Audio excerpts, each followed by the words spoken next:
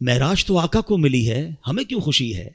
جس سے پیار ہونا اس کے ہر عروج سے پیار ہوتا ہے، اس کے ہر انعام سے پیار ہوتا ہے۔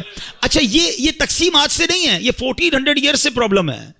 کچھ لوگ اس دن بھی پریشان ہوئے تھے جب معراج ہوئی نا، تو اس دن بھی کچھ لوگ اعتراض کر رہے تھے، یہ کیسے ہو سکتا ہے؟ رات کے تھوڑے حصے میں آپ جناب بیت المقدس بھی ہو کر آ گئے، آسمانوں کی سیر کر کے آ گئے۔ آرگیومنٹ ہوا تھا، مکے میں ہنگامہ ہو گیا تھا، کفار مکہ مذاق اڑا رہے تھے۔ ارے وہ گئے تو تھے حضرت ابوبکر صدیق کے گھر پہ اور جا کر کہا تھا، اے ابوبکر جس نبی سے محبت کرتے ہو پتہ ہے وہ کیا کہتے ہیں؟ ابوبکر صدیق رضی اللہ عنہ کہنے لگے، بتاؤ میرے آقا کیا کہتے ہیں؟ کہ وہ کہتے ہیں کہ رات کے تھوڑے حصے میں بیت المقدس ہو کر آ گئے۔ اب پتہ ہے یہ کتنا مشکل تھا سمجھنا ان کے لیے۔ عقل یہ کہتی ہے کیونکہ بیت المقدس کی جو جرنی تھی فرام مکہ ٹو فلسطین، اٹس اباؤٹ 1 month جرنی، 1 مہینے کا گھوڑوں پر اونٹوں پر سفر تھا، مہینہ جانا مہینہ واپسی، اور رات بھی نبی پاک یہاں ہیں، فجر میں بھی یہاں ہیں، اور دعویٰ یہ ہے کہ میں رات ہو کر آیا ہوں۔ بڑا شور مچا، سبحان اللہ۔ صدیق اکبر نے کہا اگر میرے آقا فرماتے ہیں تو سچ فرماتے ہیں، آقا فرماتے ہیں تو حق فرماتے ہیں۔ اچھا لوگوں نے بڑا آرگیو کیا، اے ابوبکر یہ تم کیسے کہہ سکتے ہو؟ یہ تھوڑی دیر میں اتنا بڑا سفر کیسے ہوا؟ حضرت ابوبکر صدیق نے کمال کا جواب دیا، کہتے ہیں میں تو اس سے بڑی بڑی باتیں بھی مانتا ہوں۔ وہ کہتے ہیں رب ایک ہے، میں نے دیکھا نہیں، میں مانتا ہوں ایک ہے۔ وہ کہتے ہیں جبریل قرآن کی آیت لے کر آتے ہیں، میں نے دیکھا نہیں جبریل کو قرآن لاتے ہوئے، قرآن میں نے مانا رب کی کتاب ہے۔ نہ قیامت دیکھی، نہ جنت دیکھی، نہ دوزخ دیکھی، جب میں تمام چیزوں کو بن دیکھے مانگتا ہوں، تو جب میرے آقا فرما رہے ہیں تو سچ فرما رہے ہیں۔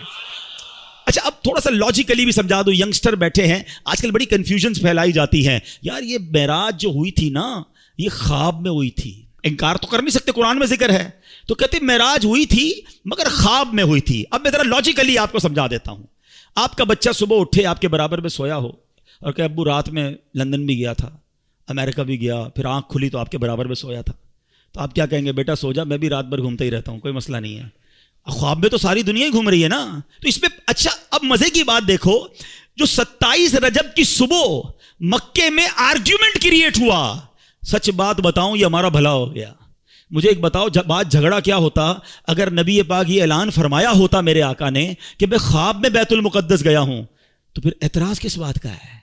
یہ اعتراض بتا رہا ہے، یہ آرگیومنٹ بتا رہا ہے کہ میرے آقا کا دعویٰ یہ تھا کہ میں جسمانی طور پر گیا ہوں، یہ سیر میں نے فزیکلی کی ہے، یہ آرگیومنٹ بتا رہا ہے، یہ کفار مکہ کا اعتراض بتا رہا ہے کہ نبی پاک نے 27 کی مارننگ ریویل یہی کیا تھا کہ میں جسمانی طور پر بیت المقدس گیا ہوں۔ ایمان والے اس وقت بھی مان گئے تھے، ایمان والے آج بھی مان رہے ہیں، ایمان والے اس وقت بھی خوش تھے، ایمان والے آج بھی خوش ہیں۔ اس وقت بھی ابو جہل کو پرابلم تھا، آج بھی کچھ لوگوں کو پرابلم ہے، وہ پرابلم مناتے رہیں، ہم خوشیاں مناتے رہیں گے، اور اللہ ہمیں نبی پاک کے بارے میں ہمیشہ پازیٹیو اور خوشیاں منانے والا ہی رکھے۔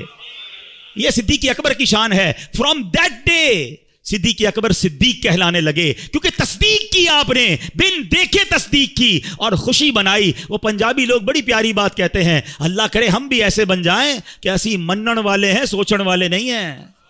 مجھے ایک بات بتاؤ، کویسچن تو وہ کرے جس نے باقی ساری چیزوں میں کویسچن کیا ہو، اللہ کو ہم میں سے کس نے دیکھا ہے؟